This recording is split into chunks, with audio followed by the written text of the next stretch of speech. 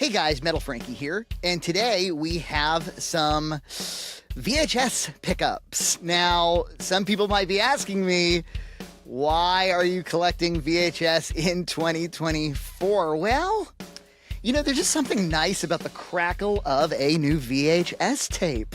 I know you've never watched them before, but I think... I haven't watched a frame, but I assume your impression is accurate. I love going to a collectibles store. It's like one of my favorite things to do in the world. The way I choose to spend my free time on a weekend is there's like a few collectible stores nearby, thank God. Sometimes you got to travel for the really good ones, but we have a chain of them called the Toy Vault. It's been featured on Junt's Cart and stuff, and they carried retro. Like I bought my 32X from there, and they carry retro stuff. But I have to say, I'm increasingly disappointed. Sort of like Newberry Comics kind of went this way, and lots of stores have gone the way of like, yeah, there were pop culture novelties. Then it was all Funko Pops. Then it was all like Japanese miscellanea. And now this place, like, it used to be almost wall to wall things that people would trade in, or they would donate to the place, or they would sell for small, like loose action figures. It's pretty much all retail, like list brand new stuff now, because there's so much in the $50 to $100 range collectibles for millennials. Like they have like exquisite Ninja Turtles action figures now, and I don't know if you've seen some of this stuff, but it's crazy what they're making. Even when you go to like Walmart,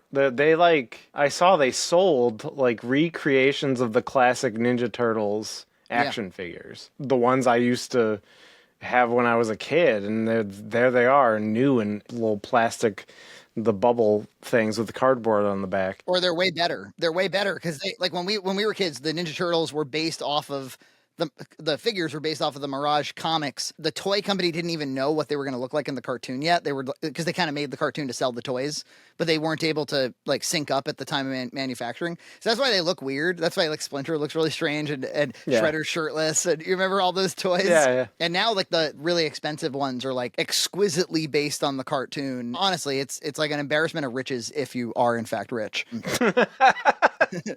But you know, after a while, like obviously, I think even with like retro video games, like if you're not going for a huge collection, at some point you reach like, hey, I got nothing left to shop for. I don't want any more toys for my house. I've got a lot of toys. I don't want any more posters on the wall. I don't think I need any additional NES cartridges. I've got the you kind of wind down, but you need something to hunt for. And standard def DVD, I got 1 million of those. Blu-ray, have you heard the news? Sony's not going to produce Blu-rays anymore. Yeah, that's the lone holdout.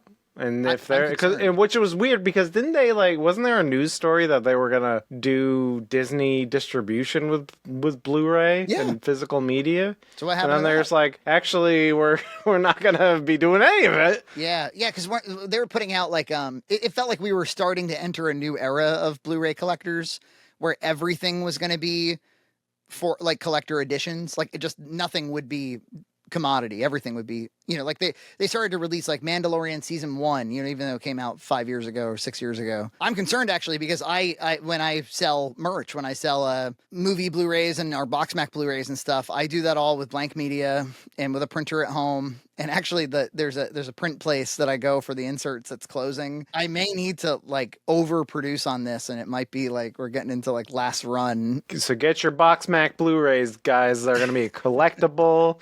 Yeah. They're going to go for lots of money on eBay, so get them now. As long as you have shelves, you have space to buy fun, cool things that you can look at and poke and toy with. And as a matter of fact, Nina, one of the greatest things she ever did for me was, this might have been 12, 13 years ago. I had all my DVDs were in standard, those like IKEA furniture type ones, the pegboards, and you buy them from Best Buy for $20. Right. And there's a little DVD stand and stuff. I had like 1 million of those, and I bought bigger ones. But as my DVD collection expanded, it just became impractical. And one day, this is long before Gloria was born, I came home and she had built shelves all across the entire wall and got everything like alphabetized and perfect, and it was kind of amazing. And so there's still like a little bit of shelf space, and especially in front of the DVD, so you can put some toys there, some collectible. Like I have like a bunch of like Simpsons, Treehouse of Horror, Happy Meals in front of there, and I just like that wall a lot. And so as I slowly started to get into VHS, now suddenly collecting VHS is the new toy collection for me. It just that's just what's happened, and so I stray away from places like the Toy Vault that have all the Funkos and everything. And can I just also say, we went to the Warwick Mall again recently, and there was an FYE in there, and I was intrigued to go back in because Josh recently did a video about like collecting CDs in 2024, and I was like, let me see if like how our FYE is faring. Dude, the first like 60% of that store, the depth of that store, is nothing but chaotic gummy candies. What? Yeah, everything is like Japanese lettering and gummy candies, and one of them was just a giant blue shark, and the whole thing was a fucking gummy, and I was like, this is like really putting me off from gummies. I don't want to ever eat like a gummy candy again. What does this have to do with DVDs? Right. I was like, I used to come here in 2005, man. Man, get my Kevin Smith DVDs, man. I used to come here and buy Jay and Silent Bob's Groovy DVD movie, man, and there was no shark candy from Jaws and shit like that, man. Facebook Marketplace. It's the second closest thing. Facebook Marketplace. It's the second closest thing to going to a fun novelty store without going anywhere. And some of these guys have gotten hip to the fact that people like me stare at that thing. And so there was a place in Cranston called Black Lodge Collectibles, and every time they ever posted he kind of made it look like it wasn't a store. He made it look like he was a guy selling things. But then in the description, it was like, come to Black Lodge Collectibles in Cranston, Rhode Island. And so I was like, I'm going to go out there. This was a few months back when I dropped Nina and Gloria off at the airport for San Diego. I'm like, I got some time to myself. I'm going to go drive over to Cranston, which is like on the other end of the world. And I'm going to walk. And so I walk in, and the place is teeny tiny, but every single item is interesting. Ooh. So I was very happy to be there. Now, it was probably 30% VHS. And it was a lot of really good picks. A lot that would attract your attention. And then they had specialty stuff. Like they had a CBS Fox home video release of Rocky 1 sealed for $150. Oh. Remember when I predicted, I was like, VHS collection, I think you're gonna start to see this. People threw them all out as soon as you have something that reached critical mass, and they all threw them out. The only problem, they're unlike vinyl, where like the barrier of entry for vinyl is really small. You just need a record player. This is like an ACRT. You need a VCR. You need a little, and chance. In my case, like I don't spend a tremendous amount of time watching the movies. I kind of just like having them. So I made that trip, and I've now made another trip, and I've got a VHS haul I want to show you. And then after I show you the haul, and there's some good shit in here. There's a strap on, because you're gonna get fucked. All this VHS talk makes me want to go on Facebook Marketplace and get a VCR. Because can I tell you the Computer Warehouse guy? We put up our video, the tour of the Computer Warehouse. Ray reached out to me, our friend Ray, and he was like, hey, I know EJ really likes displays.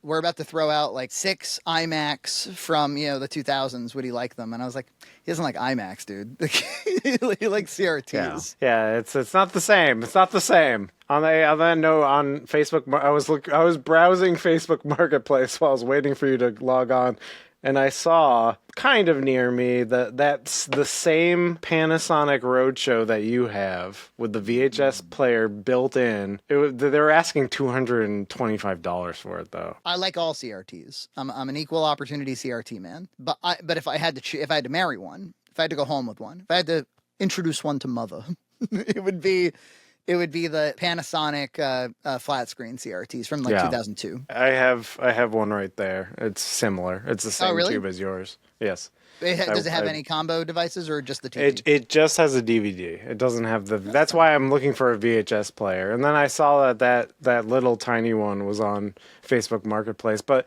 I don't know. I probably wouldn't even use the VHS player on something so tiny. I don't know. Maybe I'll just get a standalone.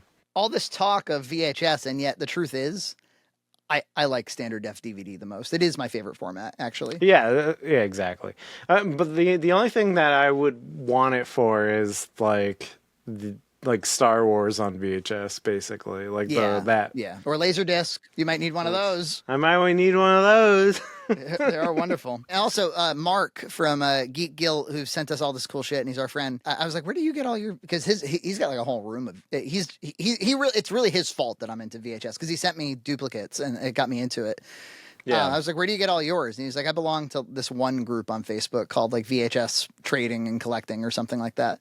And so I joined it. And much like the days back when we joined the Arcade 1-Up stuff and we're enjoying all the mods, now my whole life is VHS on social media. It's great. Yeah. And only now, one time now, I've DM'd a guy and asked if we could hook up. I mean, if he could send me the Blues Brothers, Reservoir Dogs, Clerks. I'm going to have Clerks in a lot of formats. And something, Night of the Living Dead. You need Night of the Living Dead on VHS. That's a great pick. Like RGT did say that Arcade 1-Up is dying, and I do feel like that Facebook group is not as active as it once was. Everybody who wanted one got one, and everybody who wanted to mod one modded one, and there's not much left. I will say this.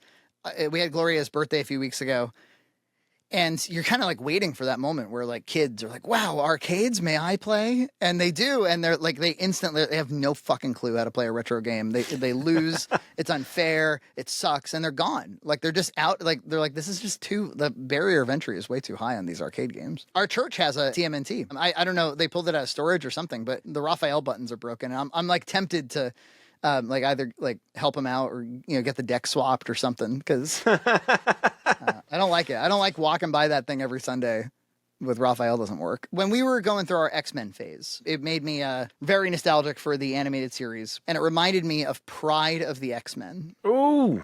Yeah. So this is the unaired pilot, or maybe they did air it. I don't know. But this is the pilot to the show that never was, the original version of the animated series. And it is what the arcade game is based on. And there's a VHS release of it, a commercial VHS release of it. Look at that. Come on.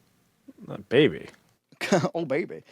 When I was a kid, I had Cold Vengeance on VHS. Oh. Right. And so they actually released like comic book art. It was all gritty and realistic. They had nothing to do with the animated show. The animated dumpy awesome. cartoon.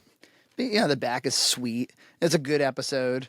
And it's got an incredible one of the great things about VHS is the pre-rolls. The pre-rolls are, just so nostalgic for them.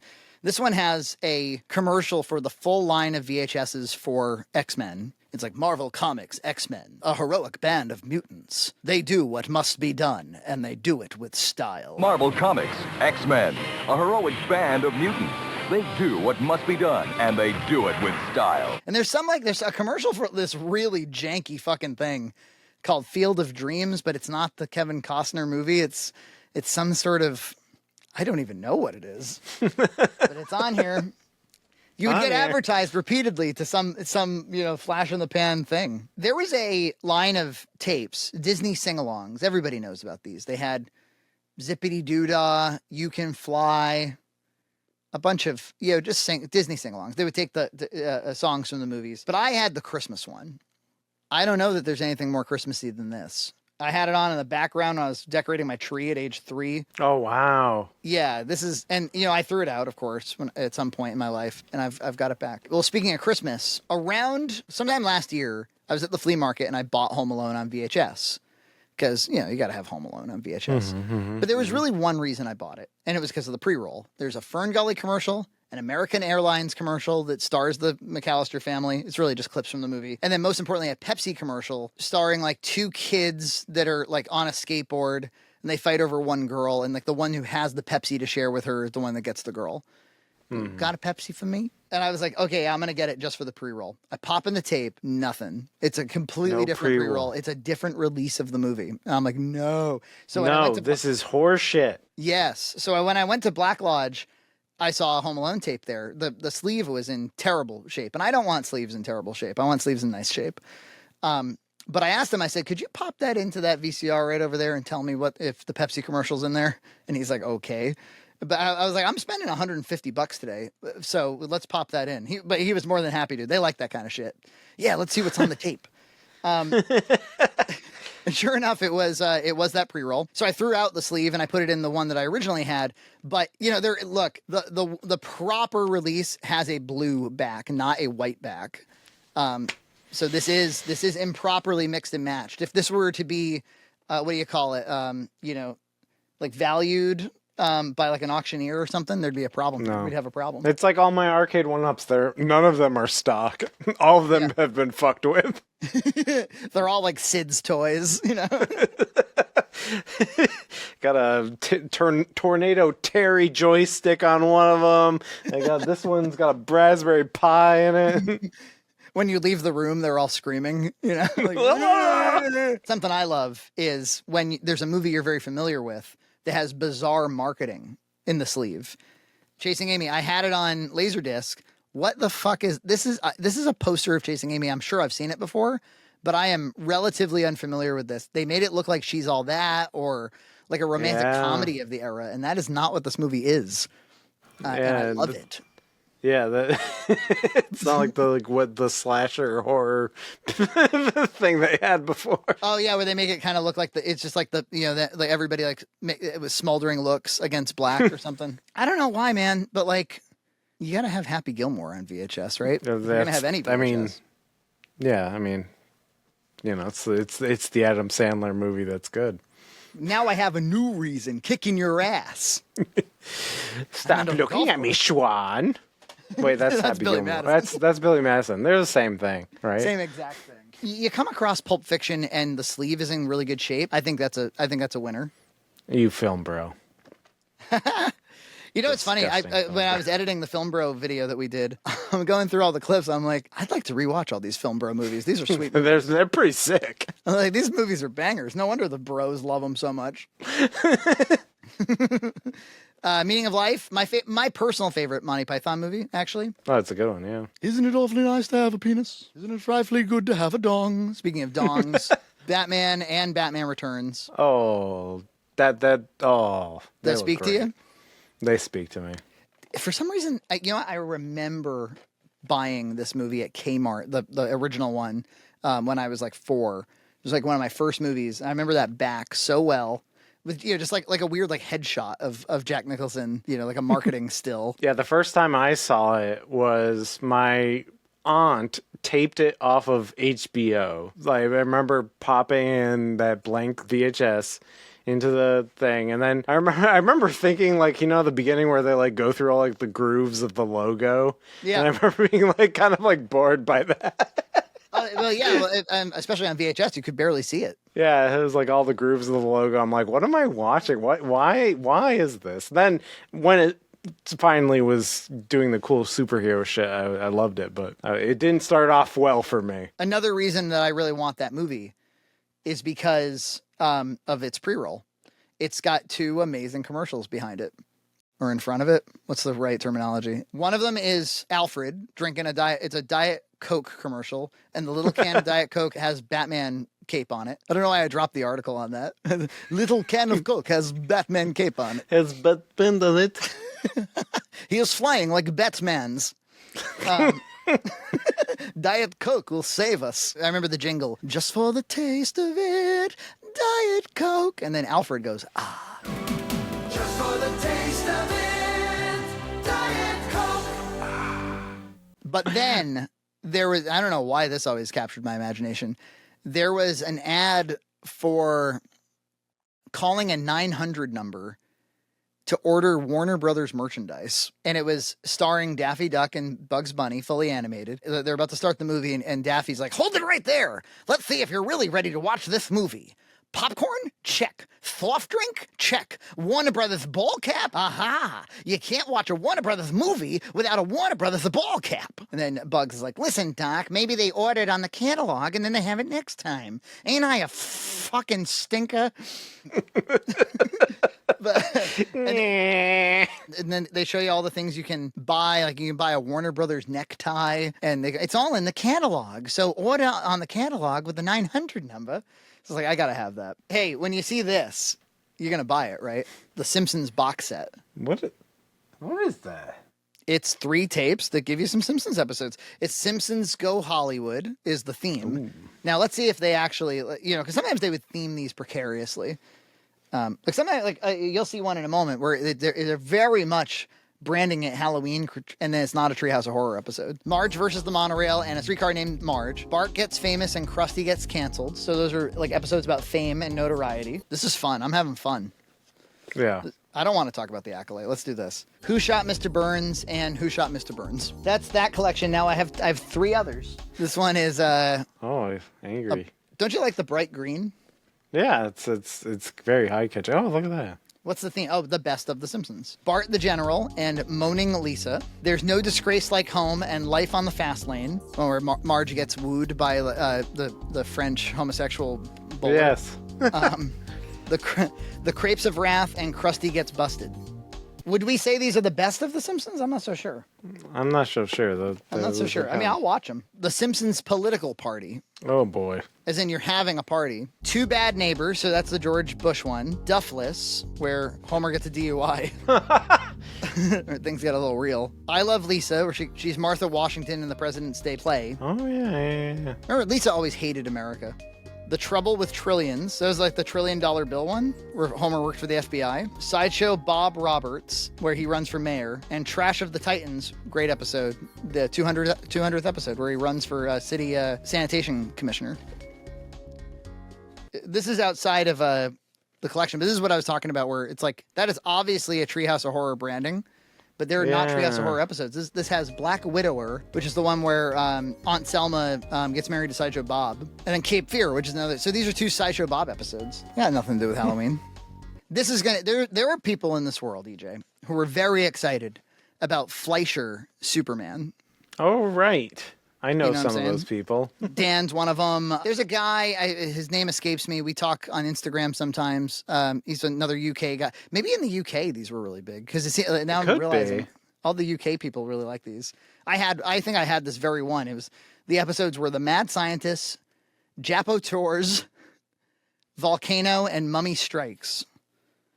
And then this one actually has Volcano as well. The Mechanical Monsters, the Bulleteers, and Volcano. James Gunn just tweeted, it's like, oh, it's going to be a year until the Superman, and he revealed the logo again. I feel like I've already seen this logo a million times. From childhood, perhaps. No, but it's different. It's like one, I don't know, it's been in the comics, obviously, but it's a little different when you look at it. People are mad about the costume. I don't know. It looks fine to me. They think it looks too much like cloth or something. Yeah, it's like, oh, this photo of like an iPhone photo from behind bushes looks awful. And what do you want it to look like? Like Batman Forever Robin, where it's like painted onto his meaty legs. These next 2, Nina was with me, and she was like, "We're getting these because these are, what am I paying? I'm paying $3, $4, like for a whole Simpsons thing, I'm paying like 12. She wanted Bad Outta Hell 2, Meatloaf. Yeah. These are all bangers. These songs. You want a quick rundown of the songs? Sure, yes. I'd do anything for love, rock and roll dreams come true. I would do anything for love. That's when rock and roll dreams come true. Life is a lemon and I want my money back. And objects in the rearview mirror may appear closer than they are. It's a weird song. Yeah. It's like he you know that one? Yeah, I do. I absolutely do. My sister had this. I think we had the tape. It was a tape cassette. That too. Object in the rearview mirror may be closer than they are. Yeah, fuck yeah, EJ. Come on. Paradise by the Dashboard Light. Let me sleep on it. And I would do anything for love, but I won't do that. They just do it again? Oh. They do it again. But I'll do it again. Oh, yeah. Well, one is a live performance, and then one is the amazing music video where he's a fucking vampire in a castle on a motorcycle. I know. They played it on MTV like constantly because they knew they had a banger. It's so good. Will you raise me up? Will you help me down? Will you get me right out of this godforsaken town? Let's see if you recognize this. I don't. But apparently to Nina and her brother, this is big. Ghost Stories on VHS. Yeah. Which one's that? So it's a ghost Charles Dickens Ghost Stories from one of the most popular works in literary history, Charles Dickens. These Charles Dickens masterpieces are now brought vividly to life through brilliant animation selected from the famed Pickwick Papers, one of the most popular works in literary history. Each story is a suspenseful little jewel unto itself, blah, blah, blah. The animation looks kind of cool. It looks a little bit like straight to video. As time goes on, as you get more nostalgic, you start to seek out things that are imperfect. Approximate running time, 60 minutes. You can't fit much on this shit. It's like when you got Braveheart, you had to get it on 2 VHSs. Yeah. Titanic, Sound of Music. What are some other famous 2-tapes? Dances with Wolves. Yes. I kind of miss the era of the Mel Gibson, the Kevin Costner, the Hollywood star that makes a vanity project about being a white savior. And it wins a shitload of Oscars. That was an era. Didn't Kevin Costner just release a Western vanity project? Like he left Yellowstone. He's like, fuck it, I'll make my own. And I think he just put one out, and then it's gonna have a part 2 soon. Trey and Matt, I got Baseketball. When it comes to a 4x3 comedy, could you do much worse or much better, I should say. But here's something unique. Now, this is a little curiosity for you. The DVD for this did not contain the blooper reel, and there is an extensive blooper reel, and they're really funny and really entertaining. It's on the VHS after the credits on the tape. So if, you can find them on YouTube, of course, but they came from. Don't forget who you came from. Beavis and Butthead, The Final Judgment on tape. Oh. I love the pre-roll on these. They advertised Beavis and Butthead Virtual Stupidity, the video game, which was a PC game. It was a point-and-click PC game where you're the two of them just walking around, shuffling around, knocking into shit.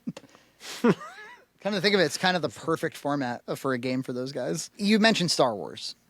I own, everybody's favorite Star Wars releases were the half faces, the Stormtrooper, the Yoda, and the Vader. And the reason was because that, either that VHS release or the Laserdisc or the CED, they're the 480 releases of the original theatrical release, kind of. Of course, it's not ever the original theatrical release because all the home video versions had something different than the very original.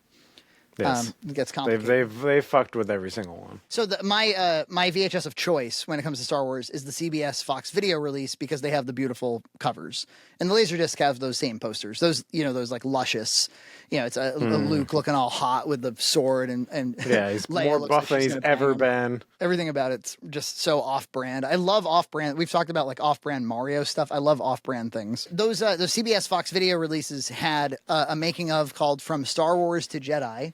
There's a documentary about the making of, and I'd still would like to have that. But I came across this. It looks like it was a making of that came with those half faces, the making of Star Wars.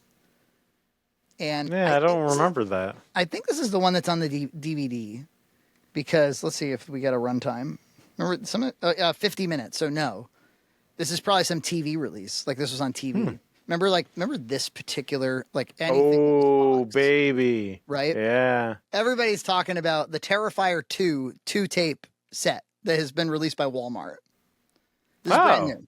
Brand spanking new. It was released by Walmart? Yeah.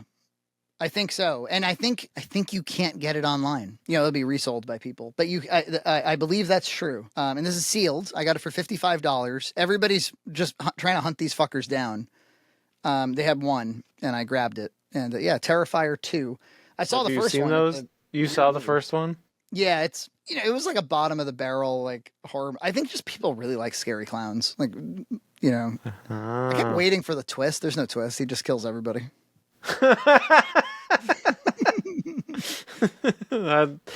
You have to admire its purity.